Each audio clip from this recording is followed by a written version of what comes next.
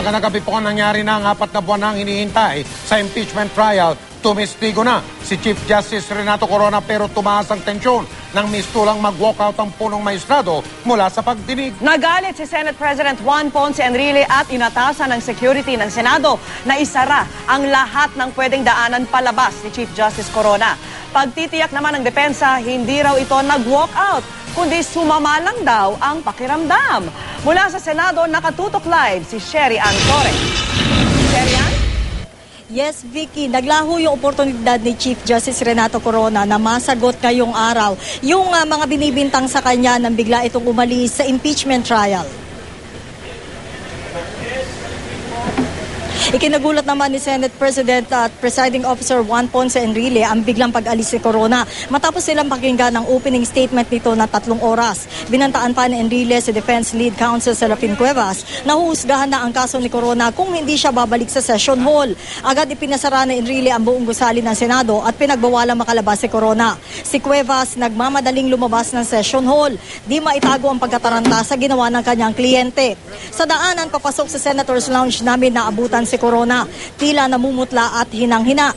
Sabi ng mga nakausap namin na nagbabantay sa kanya, pinakain daw ng biskwit si Corona dahil sa biglang pagbagsak ng asukal nito sa katawan. Maya-maya pa tulong-tulong ang Senate security officers na isinakay ito sa wheelchair. Binigyan ng canned soft drink at diniretso sa Senate Clinic. Sabi na nakausap nating doktor, nang hina raw si Corona dahil sa sobrang pagod na inabot. Si Defense Counsel Joel Bodigon, itinangging planado nila ang lahat na nangyari. Sumamalan daw talaga ang pakiramdam ni Corona. Habang nasa loob ng klinik, nagpaliwanag din si Attorney Jose Roy kung ano ang nangyari sa punong maestrado. Narito ang ating mga naging panayam. I pray that this gentleman will accept my invitation. Otherwise, I stand by my actions as being completely founded on the law itself. Isusumiti ko po ang aking waiver sa kinauukulan kapag kompleto na ang pirmadong 189 waivers. Kung hindi sila papayag sa hamong ito, bibigyan ko po ng direktiba ang aking defense panel na i-rest na po ang aking depensa. Total, wala naman silang napatunayang paratang laban sa akin. Maraming salamat po. Pagpalain po tayo ng buong may kapal. And now, the Chief Justice of the Republic of the Philippines wishes to be excused. Counsel for the defense, will you kindly yes, Your Honor, advise your client to return to the witness stand? I respect him as a Chief Justice, but this court must be respected. I've ordered all the doors closed. And I do not want any defiance of the powers of this impeachment court. Vicky, bandang alas 6 ng gabi bumalik sa session hall si Corona. Naka-wheelchair na ito, wala na ang Amerikana at minsan pumipikit. Galit na galit si Senator Enrile sa ginawa ni Corona at sinabi nito na hindi niya hahayaan ng sinuman na bastusin ang impeachment court. Pinagalitan din ni Enrile si Justice Cuevas. Sinabi nito na kahit pinupuna na siya kung bakit hinayaan niya magsalita na mahaba si Corona, pinabayaan pa rin niya ang punong maestrado na magsalita bilang respeto.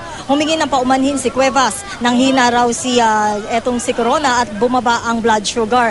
Ang kabilin-bilinan ni Enrile, dapat bumalik bukas ang punong maestrado para humarap sa cross-examination. Kung hindi raw ito babalik, ipatatanggal sa record ang testimonya ni Corona kanina at magdedesisyon na ang impeachment court base sa hawak na ebidensya. At yan muna ang latest mula dito sa Senado. Vicky, Mike? At Chef Cherian, anong naging tugon ng panig ng depensa nung inutos ni Senate President Enrile na dapat bukas ibalik nila ang kanilang kliyente na si Chief Justice Corona dyan sa impeachment trial? Sila ba'y nagbigay ng maliwanag na pangako na babalik bukas si Chief Justice?